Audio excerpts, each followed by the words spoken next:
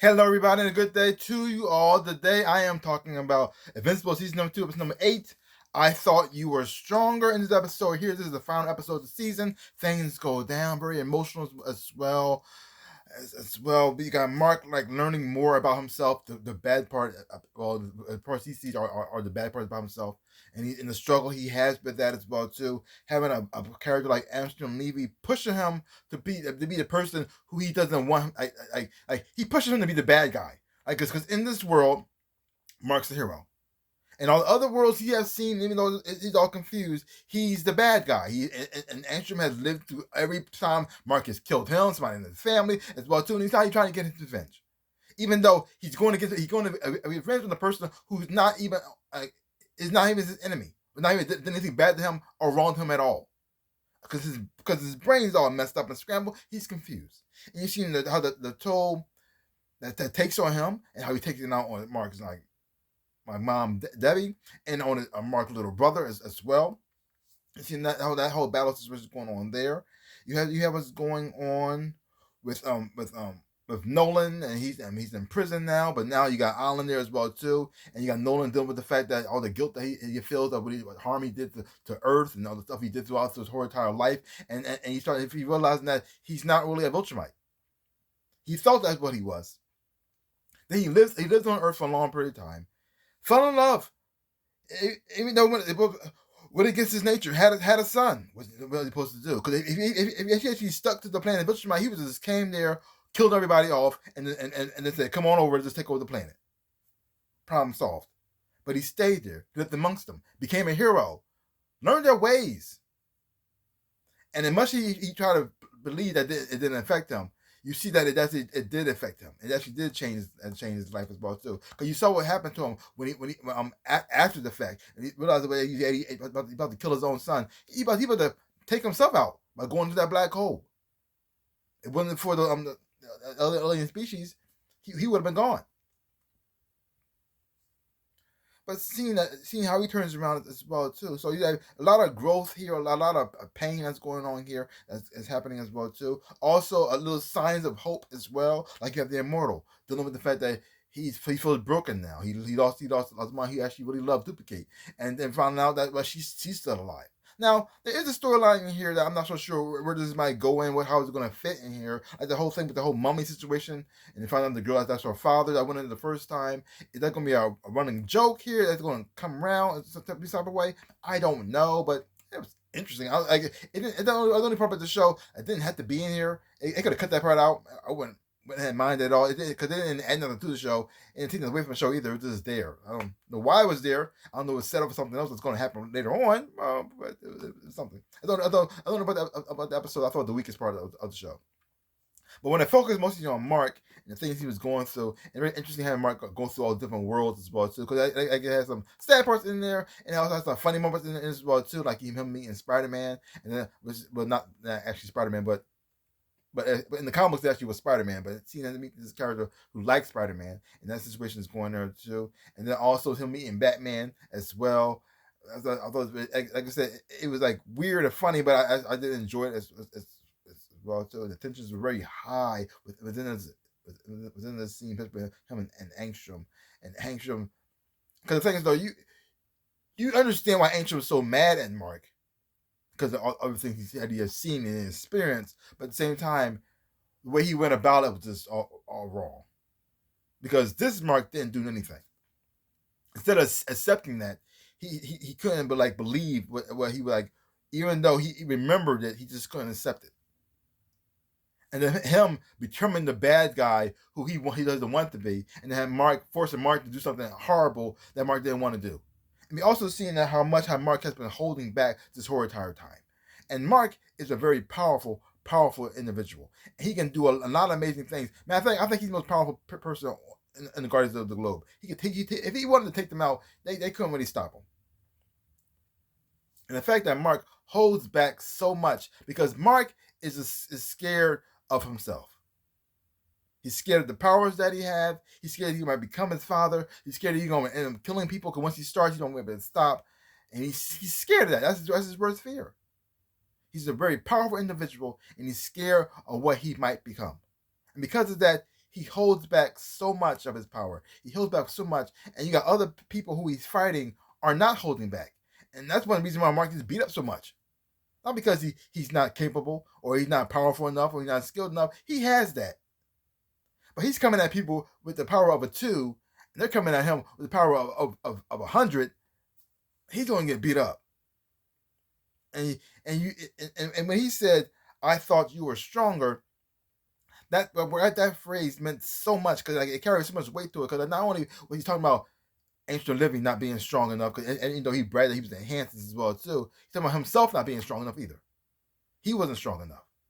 He wasn't strong enough to stop somebody without killing him. He wasn't strong enough to not go into that dark place and do it. And then see him after of that and the struggle he had with that, how it affected him mentally to the point that he almost had a breakdown. And like, it's very interesting as well to watch this as well too. I think the voice actor Stephen Young doing an amazing job doing this. I think other voice acting are doing an amazing job as well too.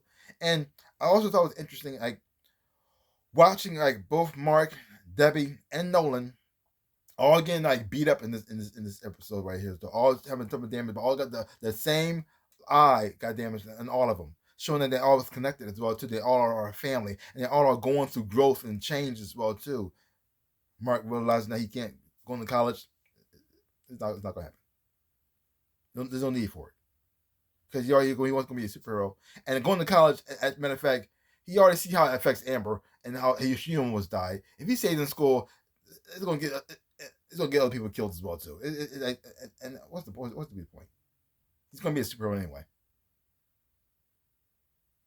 He already knows what he's going to do, and this right here is not going to do it.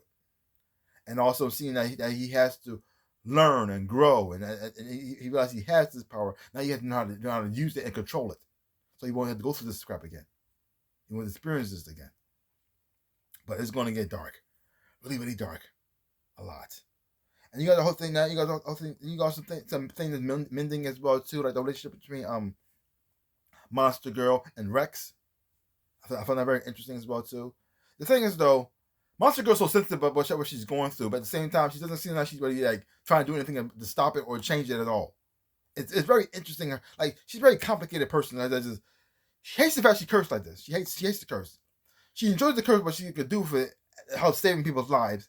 She realized that every time she uses her power, it's just make her younger, younger, younger. Yet she does nothing to stop it. Where you got Rex, who sees the problem, he just want to fix it. If he saw the problem with himself, he fixed it. And now he sees the problem with her, he wants to fix it. Now, his terminology may be going on wrong, and he realizes that. He also realized that he started to become the problem in her life as well, too. He didn't want to do that. He just wanted to help her out. But at the same time, I can see where she's coming from because she's just, look, I know there's a problem. I know there's a thing like that too, but I don't want to keep talking about it all the time. I'm going to deal with it all the time. But at the same time, I also see where Rex is coming from too because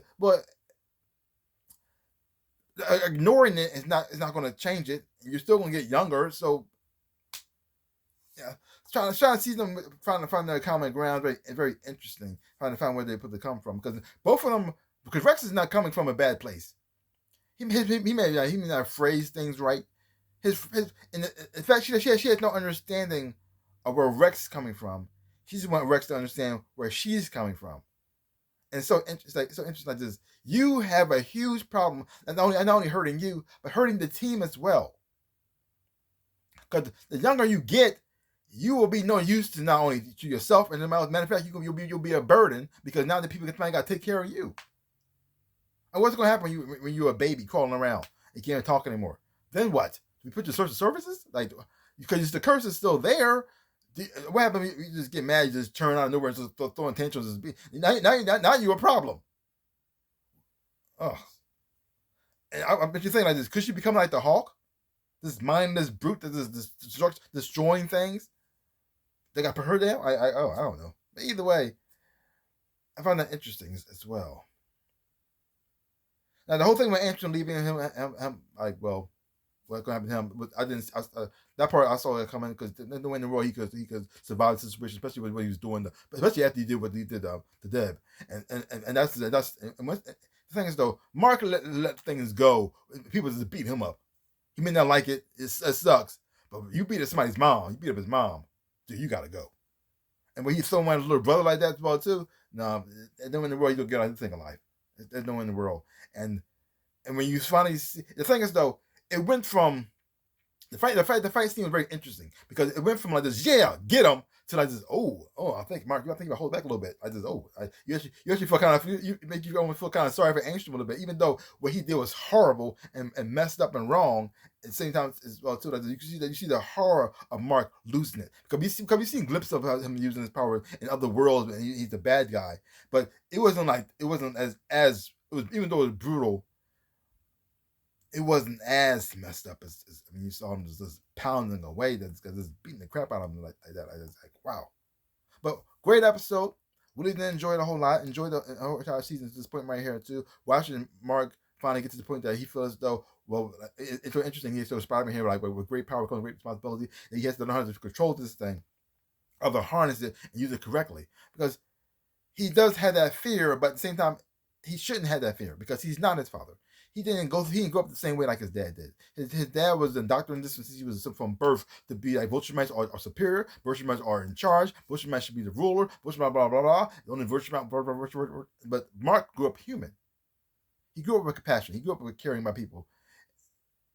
And even though he didn't look up to his father, doesn't mean it's not because he looked up to his father and saw his father as the hero. Doesn't mean he actually will become his father as well. I'm looking forward to seeing Mark's journey, where he's going to go from here. Also happy that Alan is on that ship with Nolan as well too, and then having Nolan realizing that after all the things he said about Debbie being a pet, that he actually does miss her, that he actually does love her, that he actually does care about her, which is actually kind of beautiful, even though it's messed up at the same time. The bond is still there.